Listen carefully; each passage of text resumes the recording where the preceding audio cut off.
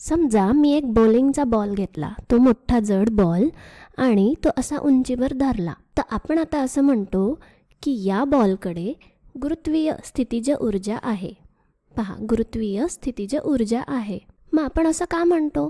कारण जर का हा बॉल मी इथून सोडून दिला तर गुरुत्वाकर्षण या बॉलवर कार्य करू शकतं. आणि या व्हिडिओमध्ये आपण हेच उत्तर शोधण्याचा प्रयत्न करणार आहोत की नेमकी किती स्थितीज ऊर्जा या बॉलकडे आहे. म्हणजे जर मला या बॉलचं वस्तुमान माहिती असेल जे आहे m, आणि मला हेही माहिती आहे की हा किती उंचीवर मी धरलेला आहे, समजा ती उंची आहे h, तर या बॉलची स्थितीज ऊर्जा किती आहे हे आपल्याला या व्हिडिओमध्ये शोधायचं आहे. तर सगळ्यात पहिले आपण गुरुत्वीय स्थितीज ऊर्जा या शब्दांचा अर्थ समजून घेऊया. मग सगळ्यात पहिले आपल्याला माहिती आहे ऊर्जा म्हणजे काय. ऊर्जा म्हणजे कार्य करण्याची क्षमता, बरोबर. तर गुरुत्वीय ऊर्जा म्हणजे किंवा गुरुत्वीय स्थितीज ऊर्जा म्हणजे गुरुत्वाकर्षणाची कार्य करण्याची क्षमता. म्हणजेच काय, तर हा चेंडू मी इथून सोडला तर गुरुत्वीय बलाचा वापर करून तो किती कार्य करू शकेल हे म्हणजे गुरुत्वीय स्थितीज ऊर्जा. म्हणजेच गुरुत्वाकर्षण किंवा गुरुत्वीय बल या बॉलवर किती कार्य करेल ते म्हणजे गुरुत्वीय क्षितिज ऊर्जा. तर समजा गुरुत्वाकर्षण या बॉलला खाली आणताना 100 जूल इतकं कार्य करत असेल तर आपण म्हणू की या बॉलची स्थितीज ऊर्जा, या बॉलची गुरुत्वीय स्थितीज ऊर्जा 100 जूल एवढी आहे. पण जर गुरुत्वीय बल या बॉलवर 2 जूल इतकं कार्य करत असेल तर ती स्थितीज ऊर्जासुद्धा 2 जूल आहे असं आपण म्हणू.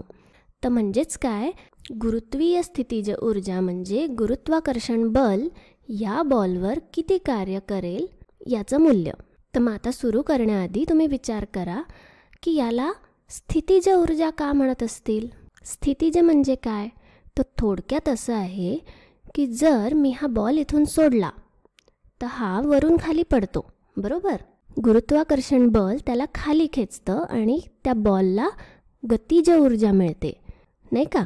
म्हणजे बॉल अशा स्थितीत आहे की ज्याने तो गतिज ऊर्जा प्राप्त करू शकतो. तर फक्त या स्थितीमध्ये म्हणजे उंचीवर असल्यामुळे हा बॉल ती गतिज ऊर्जा प्राप्त करू शकतो. पण जर तो बॉल आधीच जमिनीवर असता तर त्याच्याकडे ती गतिज ऊर्जा आली असती का? नाही.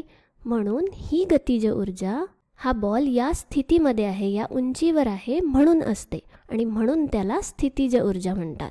आणि ही स्थितीज ऊर्जा असल्यामुळे हा बॉल गतिज ऊर्जा प्राप्त करू शकतो. तर चला आता बॉलवर झालेलं कार्य मोजूया. बॉलवर कार्य कोण करतंय? गुरुत्वीय बल. तर गुरुत्वीय स्थितीज ऊर्जा म्हणजे ग्रॅव्हिटेशनल पोटेन्शियल एनर्जी GPE बरोबर गुरुत्वाकर्षणामुळे या बॉलवर झालेलं कार्य. तर इथे आपण लिहू कार्य जे झालेलं आहे बॉलवर, आणि हे कार्य केलं आहे गुरुत्वीय बलाने, ठीक आहे. आणि आपण ह्याला WB, W म्हणजे वर्क, कार्य, आणि B बॉलचा, अशा प्रकारे लिहू. आता आपण कार्य कसं मोजतो? कार्य बरोबर F गुणिले S, जिथे F आहे त्या बॉलवर लागणारं बल आणि S आहे त्या बॉलचं झालेलं विस्थापन. चला मग आता बल कसं मोजायचं बघूया. तर या बॉलवर बल किती लागतंय? गुरुत्वाकर्षणामुळे या बॉलचं जितकं वस्तुमान m आहे त्याच्या प्रमाणात त्याच्यावर बल लागतंय. जर बॉलचं वस्तुमान m आहे तर त्यावर mg इतकं गुरुत्वीय बल लागतंय. आणि मग तो बॉल इतक्या उंचीवरून खाली पडतो जमिनीवर, म्हणून मग त्याचं विस्थापन हे h इतकं आहे.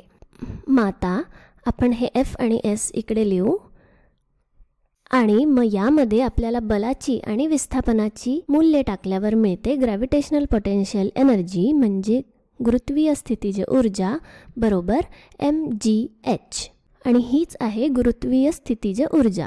मग आता समजा आपल्याला दिलेलं आहे की बॉलचं वस्तुमान 2 किलोग्रॅम आहे, बॉलची उंची ही 3 मीटर आहे, आणि आपण गुरुत्वीय त्वरण हे घेऊ 10 मीटर प्रति सेकंद वर्ग. तर मग या उंचीवरून म्हणजे 3 मीटर उंचीवरून 2 किलोग्रॅमचा बॉल जर आपण सोडला तर त्या बॉलवर किती कार्य होईल? ते असेल त्या बॉलची सध्याची गुरुत्वीय स्थितीज ऊर्जा, आणि ती आपण दाखवतो mgh याने.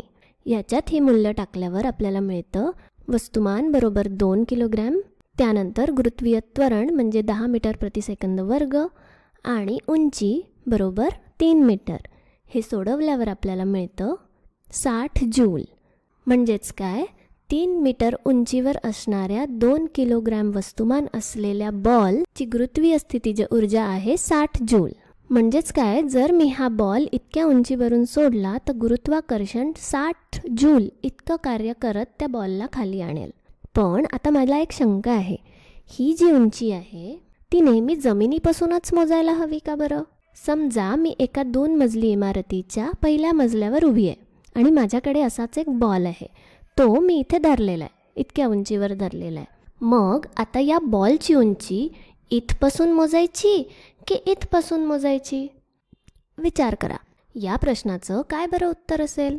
मग आता उत्तर असं आहे की हा बॉल इथून सोडून जर मी इथेच बाल्कनीमध्येच पडू दिला तर ही उंची असेल. पहा, हा बॉल इथून पडेल बाल्कनीमध्ये, तर इतकी उंची आहे त्या बॉलची. पण जर मी बाहेर येऊन म्हणजे बाल्कनीच्या काठापर्यंत येऊन मग बॉल खाली सोडला तर काय होईल? इतक्या उंचीवरून मी जर बाहेर बॉल सोडला तर तो बॉल खाली पडेल आणि मग त्याची उंची ही असेल.